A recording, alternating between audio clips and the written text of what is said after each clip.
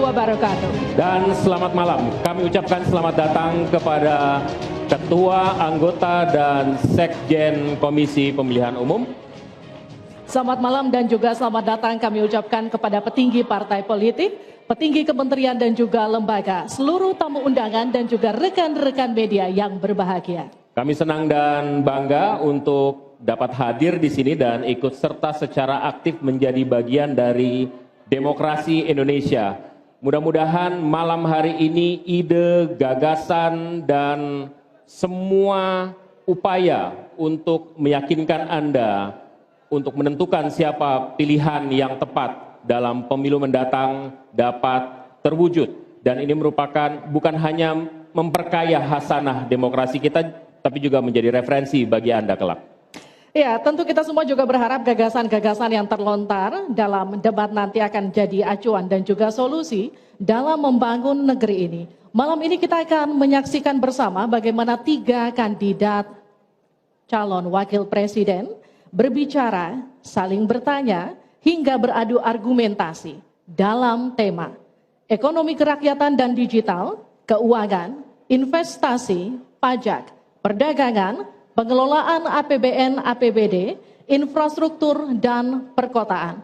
Bersama saya Liviana Cerlisa. Dan saya Alvito Dinova Ginting, inilah debat kedua calon wakil presiden pemilu 2024. Dan hadirin serta pemirsa sekalian, kita akan mengundang pasangan calon presiden dan calon wakil presiden pemilu 2024. Inilah pasangan calon presiden dan calon wakil presiden nomor urut 1, Bapak Haji Anies Rashid Baswedan, PhD, dan Bapak Dr. Honoris Causa Haji Abdul Muhaimin Iskandar.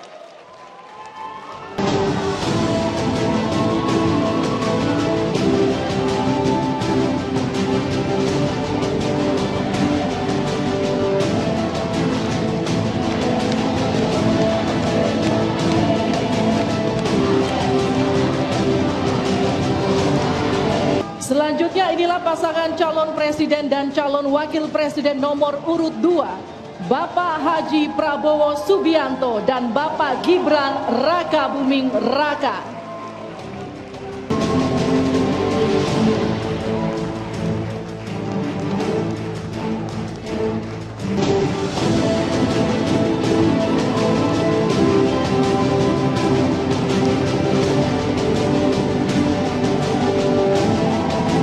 Undang pasangan calon presiden dan wakil presiden nomor urut 3, Bapak Haji Ganjar Pranowo SHMIP dan Bapak Profesor Dr.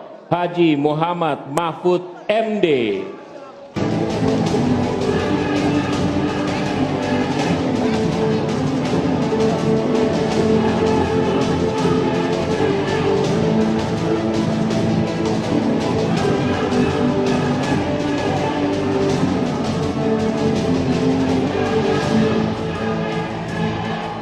Mudah-mudahan dengan energizing tadi semangat kita terus membara sampai akhir. Kita mulai ya, kita mulai. Secara simbolis pertanyaan hasil rumusan para panelis oleh koordinator panelis kepada Ketua Komisi Pemilihan Umum. Untuk itu kami persilakan Ketua Komisi Pemilihan Umum Bapak Hashim Asyari untuk naik ke atas panggung dan koordinator panelis Ibu Retno Agustina Eka Putri untuk menuju ke panggung.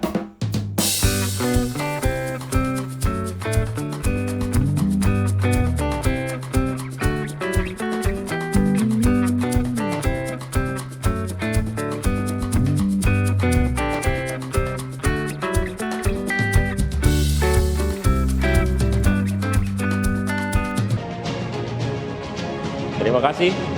Selanjutnya kami akan perkenalkan para calon wakil presiden pemilu tahun 2024. Calon wakil presiden nomor urut 1, Bapak Dr. Honoris Causa Haji Abdul Muhaimin Iskandar.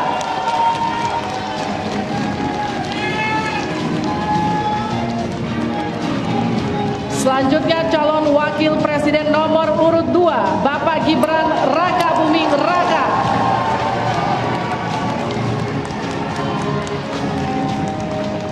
Selanjutnya calon wakil presiden nomor urut 3, Bapak Profesor Dr. Haji Haji Mahfud MD.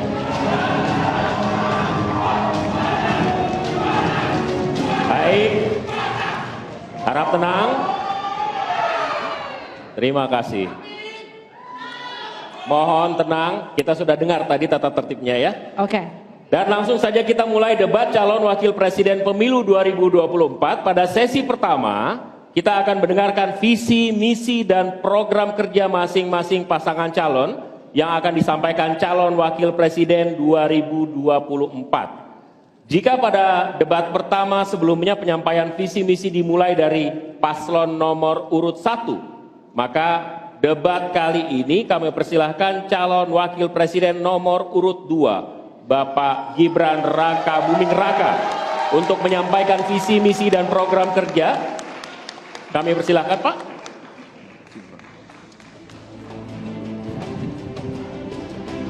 Mohon tenang. Kami butuh kerjasamanya, nanti ada waktunya tepuk tangan. Waktu Bapak 4 menit, dimulai dari saat Bapak berbicara. Silakan. Assalamualaikum warahmatullahi wabarakatuh. Salam sejahtera, Shalom, Om Swastiastu, Namo Buddhaya, salam kebajikan. Indonesia ini negara besar. Kita harus mampu keluar dari middle income trap. Kuncinya kita harus mampu menaikkan nilai tambah di dalam negeri. Di tengah gempuran resesi global, perang dagang, konflik geopolitik, rata-rata pertumbuhan ekonomi negara kita tetap resilient di rata-rata 5%. Pertumbuhan ekonomi yang berkualitas didukung dengan penurunan angka pengangguran, angka kemiskinan, penurunan angka Gini rasio, dan juga angka inflasi yang terkendali. Bapak Ibu yang saya hormati, teman-teman sesama anak muda, lalu apa agenda ke depan? Kita akan lanjutkan hilirisasi, bukan hanya hilirisasi tambang saja, tapi juga hilirisasi pertanian, hilirisasi perikanan, hilirisasi digital, dan lain-lain. Kita lanjutkan juga pemerataan pembangunan yang tidak lagi Jawa sentris. Kita genjot terus ekonomi kreatif dan juga UMKM. Kita punya 64 juta UMKM yang menyumbangkan 61% untuk PDB kita. Jika 4 langkah tadi bisa kita penuhi, insya Allah akan terbuka 19 juta lapangan pekerjaan. Pemerataan pembangunan itu wajib. Sekarang investasi yang ada di luar Jawa sudah ada 53%. Pembangunan IKN yang berkelanjutan ini akan membuka titik pertumbuhan ekonomi baru, akan membuka akses dan juga konektivitas, sekaligus membuka lapangan kerja. IKN ini bukan hanya saja membangun bangunan pemerintahan, tapi juga sebagai simbol pemerataan pembangunan di Indonesia, dan juga sebagai simbol transformasi pembangunan Indonesia. Bapak dan Ibu yang saya hormati, saya juga berkeyakinan suatu saat nanti Indonesia akan menjadi raja energi hijau dunia. Dengan terus mengembangkan biodiesel, bioaftur dari sawit, bioetanol dari tebu, sekaligus kemandirian gula. Untuk menuju Indonesia emas dibutuhkan generasi emas. Kita harus mampu merubah future challenge menjadi future opportunity. Kita harus punya future talents yang dilengkapi dengan future skills. Untuk itu, hilirisasi digital akan kami genjot. Kita akan siapkan anak-anak muda yang ahli artificial intelligence, anak-anak muda yang ahli blockchain, anak-anak muda yang ahli robotik, anak-anak muda yang ahli perbankan syariah, anak-anak muda yang ahli kripto. Bapak dan Ibu yang saya hormati, narasi besarnya di sini adalah keberlanjutan, percepatan, dan penyempurnaan. Terima kasih. Wassalamualaikum warahmatullahi wabarakatuh. Selamat Hari Ibu, selamat untuk kaum perempuan hebat di Indonesia. Terima kasih. Selanjutnya kami persilakan calon wakil presiden nomor urut 3, Bapak Mahfud MD, untuk naik ke atas panggung dan menyampaikan visi, misi, dan program kerja. Pak Mahfud, waktu Bapak 4 menit. Kami akan mulai ketika Bapak mulai berbicara. Silakan. Assalamualaikum warahmatullahi wabarakatuh. Mari kita bersujud semuanya, saudara-saudara di seluruh Indonesia, kepada Ibu kita dalam rangka mengucapkan selamat Hari Ibu 22 Desember 2023 ini. Dan sesudah ini kita lanjutkan pengabdian kita kepada Ibu Pertiwi.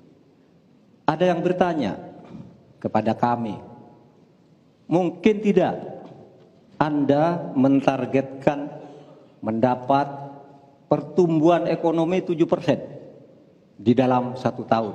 Karena di dalam sejarah reformasi tidak pernah sampai tumbuh sebanyak 7%. Dulu hanya itu dicapai pada tahun 89 sampai 91 di era Orde Baru. Lalu pertanyaan itu saya sampaikan kepada beberapa orang ahli, lalu mereka mengatakan hanya karena kebodohan kita ini tidak bisa menaikkan pertumbuhan ekonomi menjadi 7% karena kita ini kaya raya dengan sumber daya alam dan sumber daya manusia yang hebat. Masalahnya apa? Masalahnya banyak korupsi dan inefisiensi di sektor-sektor pertumbuhan ekonomi, yaitu di sektor konsumsi, belanja pemerintah, ekspor impor, dan investasi. Jadi dengan demikian karena banyak korupsi, dan itu memang betul terjadi. Coba lihat, berdasar hasil SIGI, Transparansi Internasional, korupsi terjadi di lembaga legislatif, eksekutif, dan yudikatif secara besar-besaran. Korupsi juga terjadi di 3 metra alam kita ini. Kita menginjak bumi, ada korupsi di tanah dan pertambangan.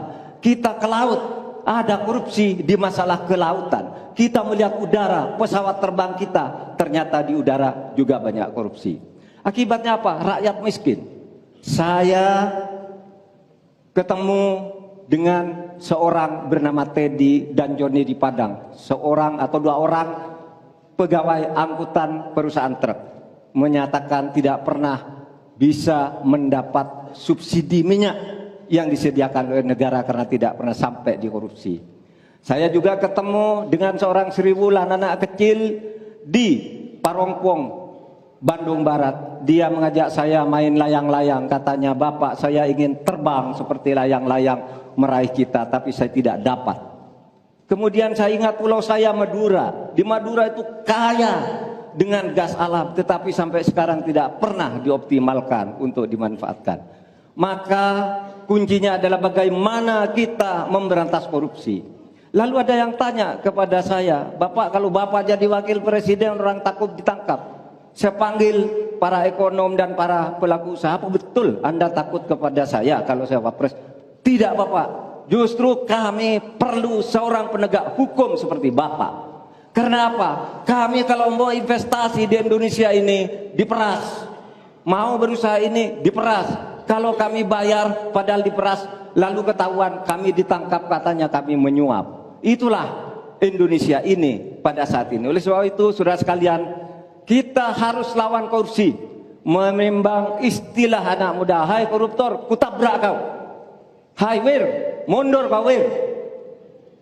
Nah korupsi, setabrak." Saudara sekalian, ini semua dalam rangka agar terjadi pemerataan seperti ketentuan pasal 3 Undang-Undang Dasar.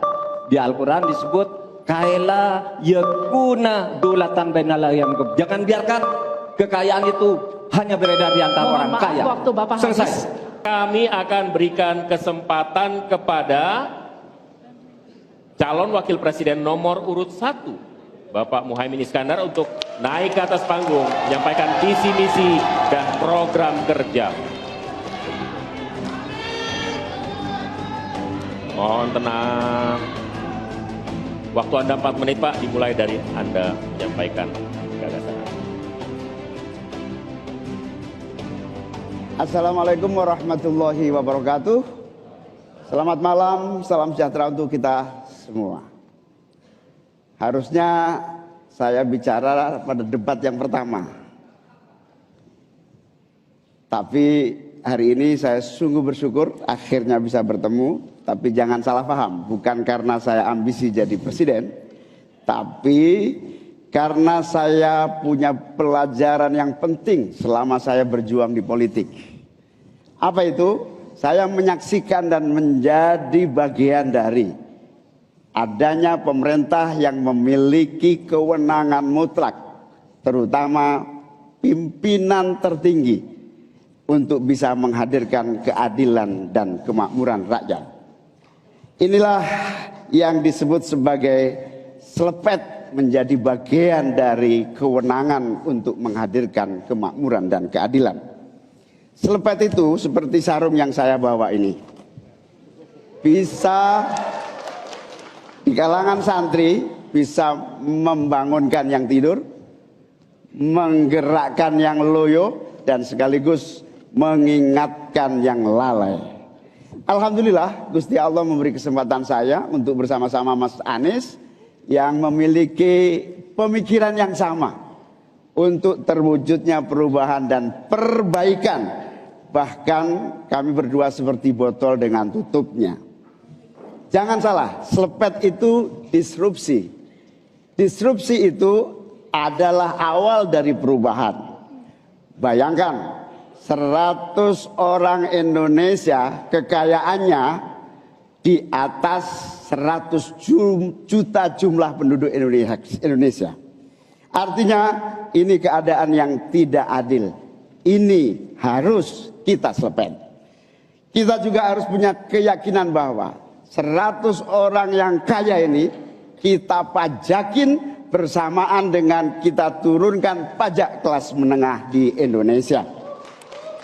Hari ini cabai mahal, telur mahal, beras mahal, barang-barang mahal, tengkulak jahat, mafia, penguasai dan merajalela di mana-mana. Padahal rakyat sudah kerja. Ini harus kita selepet. Angka pengangguran sudah 8 juta, 80 juta memang bekerja, tetapi di sektor informal. Mereka tidak mendapatkan penghasilan yang pasti dan bahkan dompetnya dipastikan tipis.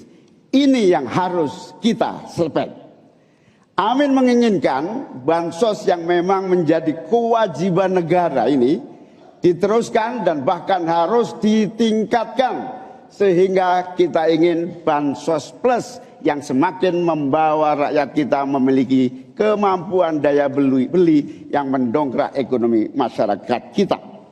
Insya Allah, Amin akan memastikan 5% anggaran dari APBN atau sekitar 150 triliun kita khususkan untuk kamu kaum muda Indonesia. Kamu yang memiliki energi besar untuk menjadi bagian terdepan bagi kemajuan bangsa kita. Salah satunya adalah kamu, kredit usaha anak muda yang diberi kesempatan untuk mengakses sebanyak-banyaknya menjadi pelaku ekonomi yang baik. Kita akan hadirkan bagaimana agar desa-desa tumbuh berkembang. Insya Allah 5 miliar per desa akan kita wujudkan tiap tahun bagi pembangunan nasional kita. Kita juga akan siapkan seluruh bantuan-bantuan yang memungkinkan tumbuh menjadi maju. Terima kasih. Berikan aplaus dan apresiasi untuk 3 calon wakil presiden yang sudah menyampaikan visi, misi, dan program mereka. Baik, cukup. Oke. Cukup, tahan dulu.